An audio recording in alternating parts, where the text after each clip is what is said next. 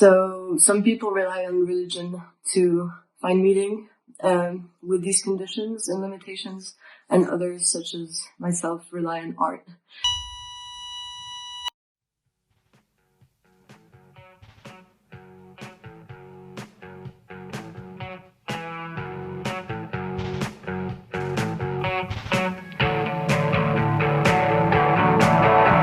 Cool. All right. Could you introduce yourself for the audience?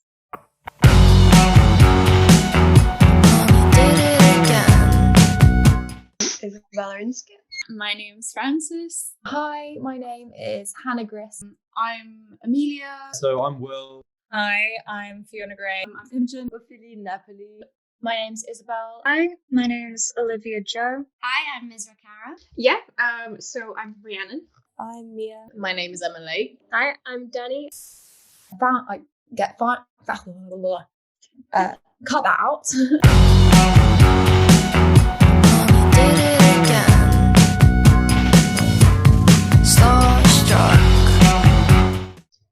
I really like objects you can hold. I really like that sort of tactile element. And I've always been sort of quite interested in narrative. I like sort of character creation. I think at the moment I'm primarily interested in processes and materials. Yeah, like mainly hand prepared materials. Like to me, I think the process is as or maybe more interesting or important as the final piece. Another huge theme in my work is hybridity and cultural identity. Thinking about how we consume different modes of culture, from music to films to fashion, art. I'm also interested in some of the more formal aspects of making artwork, so composition and aesthetics, and trying to evoke certain atmospheres. I've been reading a lot of like folk tales recently, and I'm quite interested in how sort of historical narratives, particularly in folk tales at the moment, have sort of changed over like the course of time. It's predominant themes of home, childhood, adolescence. I'm particularly sort of interested in that sort of period of growth between being like a teenager or a child and an adult. I use a lot of motifs like puzzles, fragmentation, to sort of recall memories and that feeling of home. The two really important things for me are form and colour. I say colour comes to me more naturally, but it's something I don't think too hard about. Those colours I translate into mostly organic form, shapes and gestural marks, which I take from inspiration from all sorts of things. I can translate a known object, a dress, into a complete abstraction where you wouldn't know it was based on that unless you read about it. Overall, I'm really interested in how light looks in a space, specifically artificial light. I've researched neon light a lot, and with that, I am really intrigued by signage and advertising. Recently, with urban space being so empty and feeling foreign and weird, that has kind of cropped up in my paintings and films. From sketches and drawings, just collecting sort of tracing shapes that are around my space in the room and breaking those forms down and then making them really smooth or piecing it together, and I feel like I've got like a building block of my studio or my room or everyone around. I really like, surrealism, Dada. I really enjoy constructivism, a lot of like the graphic media and paraphernalia around like Russia from like 1910s, 1930s. My practice centres around the nude female figure. I predominantly use myself as a model. I am aware of the place that the female nude may have within a historically patriarchal art history canon. In choosing to only represent myself in this, I feel, in at least some small way, I can reclaim the gaze over my own form. I make work kind of around these sheep bones that I found a few years ago, which I take out and about with me and build monsters out of them. But they've sort of come to mean different things, especially during lockdown. I look at the idea of containment This can be the containment of anxiety and other bodily sensations, so more personal in particular, or it can also be more universal. So government attempts to contain a pandemic, for example. Exploring emotion and how colour incorporates itself into that. The work is sort of centred or stemmed from my chronic illness that I was diagnosed with a few years ago. It started off exploring how that whole thing kind of affected me and the emotions I associated with that time in my life. Both a celebration and a questioning of the conditions and limitations that come with this specific collective time and space that we're all in right now. So yeah, the here and now, and what are the things that define it. I've focused a lot on the idea of multiplicity lately and the way things multiply and spread. And I think that's because of the natural subconscious or conscious knowledge of our individual transience. So we find meaning in unity. So historically, lots of crafts haven't been considered necessarily art forms all the way back to Renaissance times, when artists were seen as craftsmen instead of actual artists. And I've sort of been thinking about how a lot of the interior stuff within our house is all quite arts based and design based, but is often kind of ignored.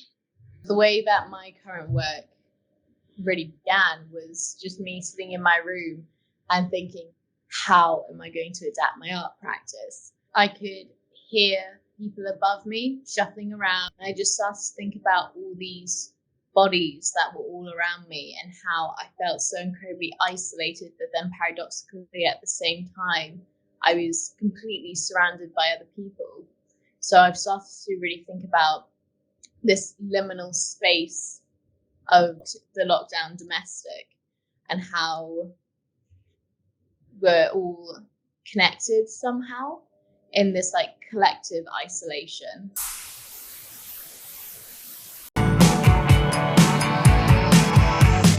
I don't talk the smart talk you do. You're the phantom and I'm the fan book. Landscape painting. One of the first artists that I really got excited about was David Hockney.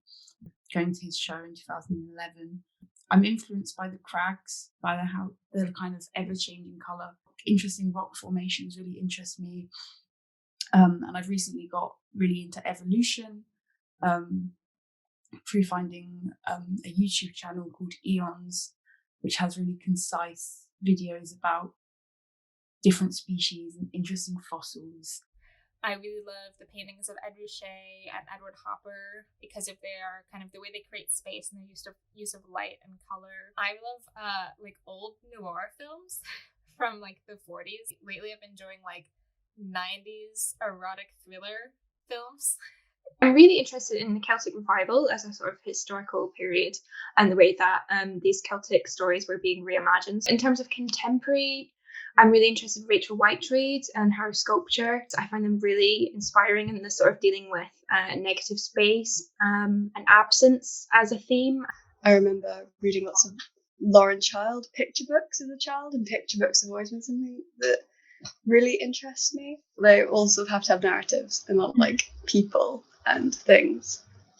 Figures or characters or things with faces really appeal to me. So I've always loved the work of Louise Bourgeois and the way she draws on past traumatic experiences to produce her work and to transfer some of those emotions onto the viewer. Compositions and materials which are quite grotesque sometimes and distorted.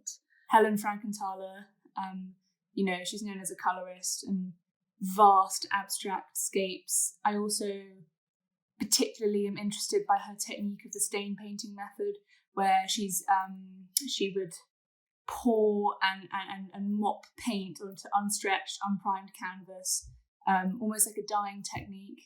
Hundertwasser, he from Vienna, he worked with spirals. Every single painting or print, even his architecture, is evolved around spirals.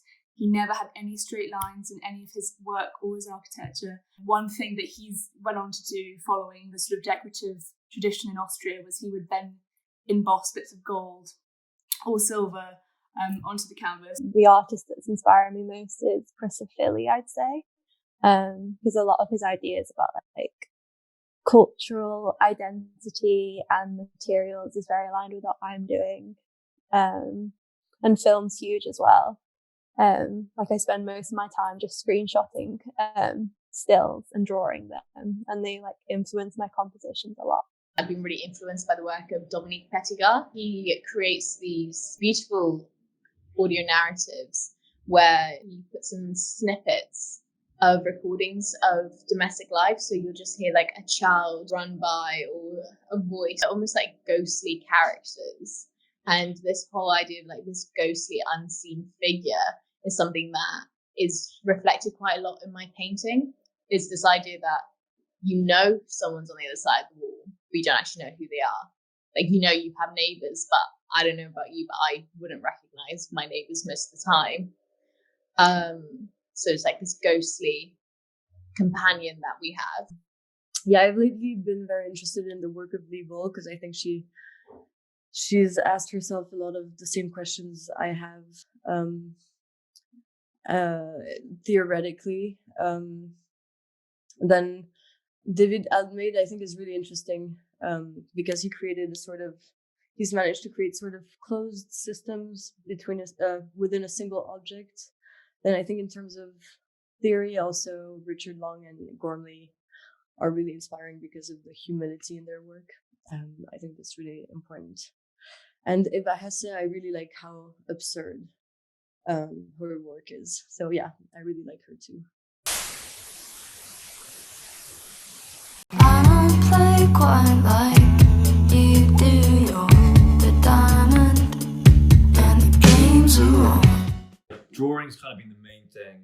I mean, actually, I'd never painted a picture really before January last year. Like, I'd always done sculpture, and I'd drawn a bit before. I was in LA last year, and like I had the opportunity to do painting before lockdown started, and then it timed it perfectly because then I came back and I was in lockdown straight away, and I had like not very much space. So just the painting and the drawing has kind of been the biggest change, I guess, from lockdown. But I don't know whether that could have happened anyway if it weren't for lockdown. But I feel as though it's definitely been driven on because of the restriction. It's just like exciting to just like have a whole sort of thing that you. I mean, I felt like a child again.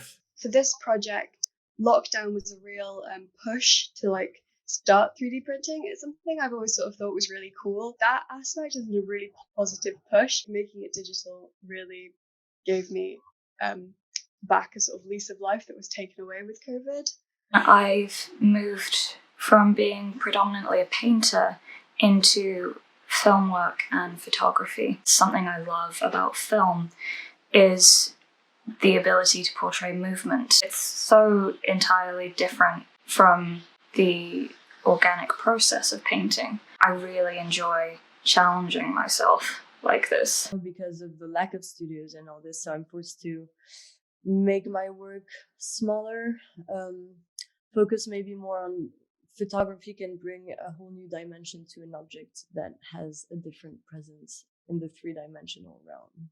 The idea of spreading and the dynamic that goes with that has been a lot more of a focus because of maybe the social circumstances and how now spreading something and communicating is the source of fear, whereas before it was a source of comfort and gave us a sense of unity.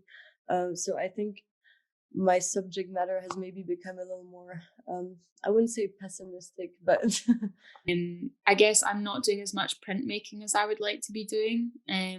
I did screen printing and risograph printing last year, and I've kind of adapted some of the monoprints I do on a small scale to be able to do that in my room. The biggest hurdle for me about making work in lockdown is just the motivation to do it. This is true of like everything in life, and for lots of different people, not just artists, having the motivation and the desire to make work is sometimes not been there at all. I've definitely been working smaller than I used to.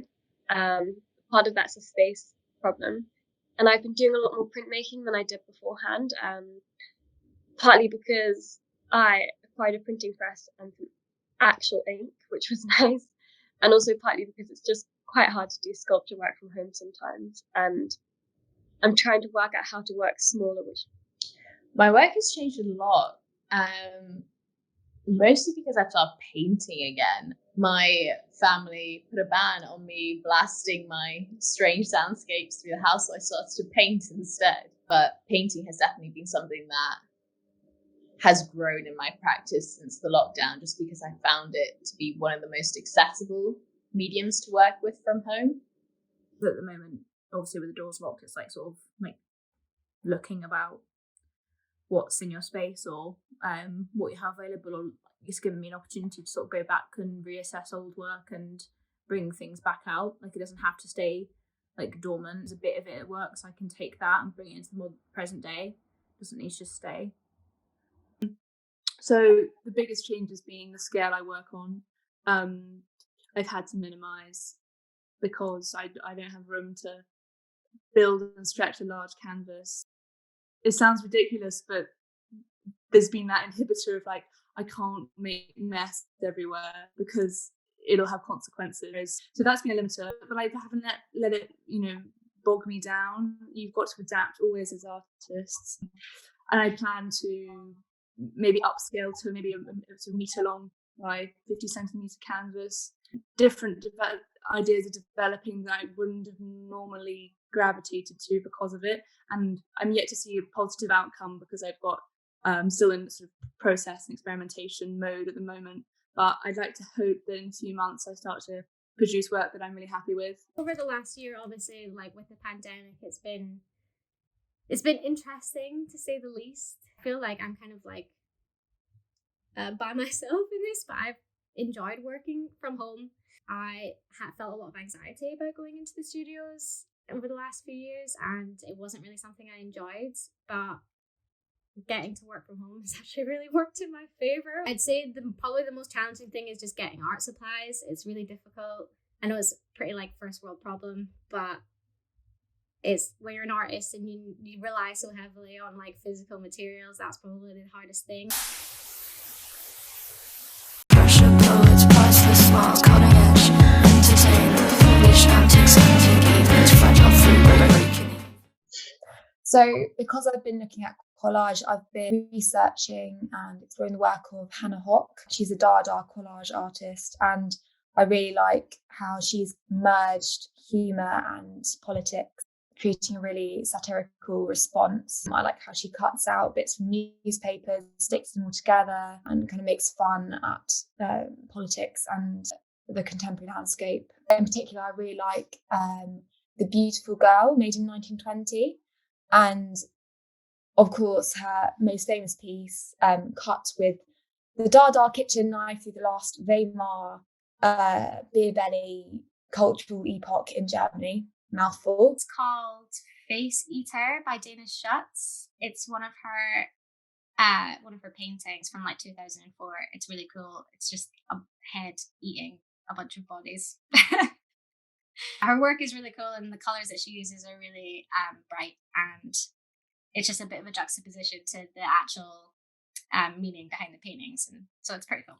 There's a print by David Hockney called Two Boys Aged 23 and 24, or maybe it's 22 and 23, I can't remember, that I saw when I was like in the last couple of years of being in high school, and has, as an image, has stayed with me. Like, it's one of my favourite pieces of artwork ever. It's by Titian, The Three Stages of Life. It's in the National Gallery.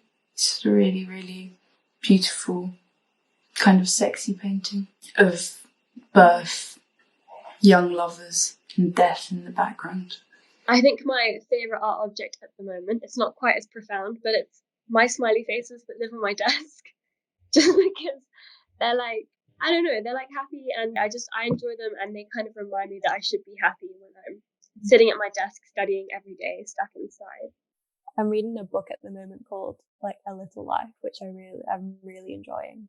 It's such a good book because it's one of those books where it's just like a slice of life almost, an insight into people's lives, and I sometimes see my paintings as that. Rachel Whiteread, she makes these, she calls them torsos, and they're casts of the inside of a hot water bottle, and I think they're made of plaster or something like that. And I find them really amusing because a hot water bottle is an item that's supposed to sort of bring comfort, and it's warm and soft, and it's usually covered in this sort of like fluffy thing, but like they've been completely transformed into these like really disturbing looking torsos, as she calls them, and they're all hard and like really weird. I just got this book on Lee Lozano's drawings, which I've just been flicking through a lot, and like it's just so interesting. It's all paintings and drawings in the book. She's not drawing from life, it seems. I mean, she can't be, because some of what she's drawing is ridiculous, but like she just must have just had a wild imagination, which is so nice to see an artist who just like is just really imaginative. Someone who just really like takes the time to like construct something in their mind that is just, doesn't exist. And a film I'm currently like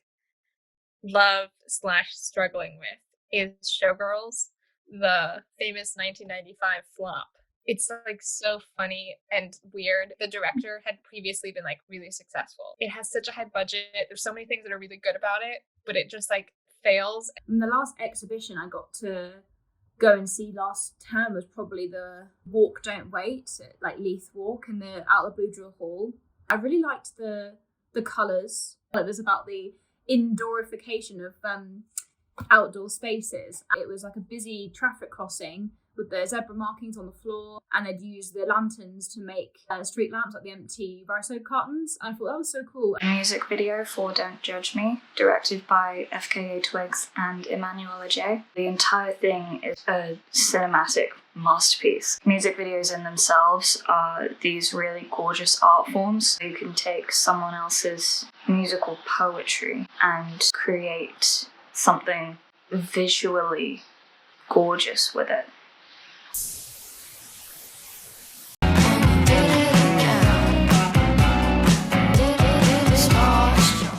Don't necessarily try and relate it to a tangible object or thing. Try and view it with the idea that it's about form and paint and feeling, rather than trying to replicate a view or a figurative drawing or an object. I'm quite happy for people to make their own interpretations about my work a lot of the time, but for the piece that I'm submitting, I was thinking about functionality, but kind of distorting functionality, and things slowly kind of taking on their own agency and becoming alive. And I think it's quite nice to think about how the objects that we have in our everyday lives can kind of have their own lives as well. I really like my paintings and my artwork to be open-ended. I don't always like just saying, this means this. I enjoy people giving me different interpretations where they look at it and they feel something that I never thought of. And I usually only figure out what they're about after I've painted them and I like look at them for a while. I think when people look at my work, it's almost a lot of the time described as almost like a optical like visual game, like people try to trace out the figure and find them. And I would say to keep in mind the idea of the dividing of walls and the ghostly sounds that you hear behind them. In general, for my work to be subtle enough for it not to be clear what I'm trying to say. So I just wish that people will look at it and it will trigger a lot of questions for them. And yeah, I hope you find it very weird too. Primarily, the stuff you're seeing in this exhibition is that I would consider documents of my work. It's uninteractive just because of like the nature of the website, and that my vision for this work is that each of those elements you can interact with and you can see and hold. My main focus for this work is duality. I want each piece to sort of become a whole, like very like Holy Trinity style, like it is each part is an aspect of my work, and to understand it you need to like see them as a whole, not as three separate works. Two works I've got in the exhibition are two prints from the series of prints I was making last semester. These are made in tandem, like I made them in the same space on the same day. I just think they work really nicely together. There's kind of a meaning behind and a reasoning behind the placement of seemingly random or just kind of visually pleasing elements. And how much do I want the audience or the viewer to kind of penetrate these ideas and get a hold of them, and playing with something that's maybe quite private. I want people to kind of, when they look at the work, be thinking about where it comes from, why that's significant, but also not to be concerned about like figuring out what it means. I've been making a series of drawings using a mixture of watercolor, oil pastel and ink, kind of experimenting with color. But I found it's quite nice and freeing to make final works just on paper. I think I want people to just go and input their own experiences on my work, just as the exhibition as a whole, because I think that's like my main focus at the moment. Yeah, it's just my life. Consider the entire space. Like everything is kind of been like thought through. It's like an artwork, like the colours in it, like the composition and like the scale of things. Really, I just want people to look at the work and think about how they feel. I think sometimes that can be a bit overlooked a lot. You know, you go into an art gallery and you see beautiful pieces and you don't like wait and think about how you feel about what you're looking at, about the colors that were used and what they associate with those colors that they're seeing, and whether they have kind of any associations in terms of experiences, like if those colors have any special experiences that they've gone through. Just to give you like a little insight into what I was thinking about when I was making it, was I was looking at a lot of like sort of Neolithic, like figurative sculpture.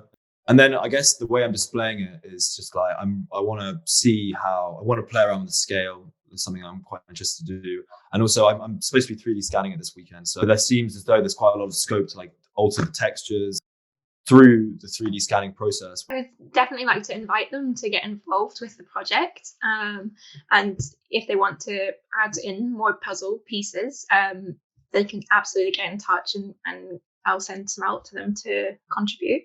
The work I'm going to be showing is going to be taking sort of influence from the pieces that I've received back and telling the stories of what people have been up to in this last year and their most kind of memorable moments. When looking at my work, I would really like for people to consider their own bodies and the space that they occupy. I want people to really confront their own physicality. I hope to make people really aware of how certain aspects of their body might privilege you within your society. I also want people to consider that nudity is not inherently sexual, that it is quite ordinary. Enjoy the work first visually and then look beyond what you see. So some of my collages are quite humorous at first glance, but then they also refer to a more sobering, saddening, I guess, truth, you know, the pandemic and how our interiors are kind of, they're making us go loopy in a way. It makes you think of the reality of the circumstances we're in at the moment. You just look beyond the initial response.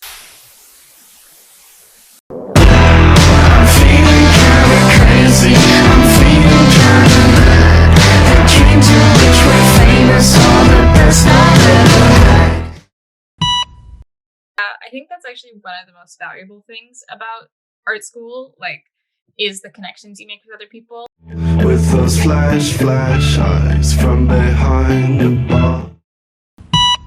I think it's so important to have this kind of background awareness and knowledge of as much of art history as you can. With those fuck me eyes. I'll comment on how proud I am of like MAPA of organising this online show, because the university has given us basically no support and just told us that, oh, there will be no exhibitions this year, no studio space, and very little contact time with your tutors. So for a core cohort to rally and make something positive out of that and to work together, and I feel like it's really brought MAPA together, and we've all got to know each other a lot better. and that makes me even more excited to go back to studios next year.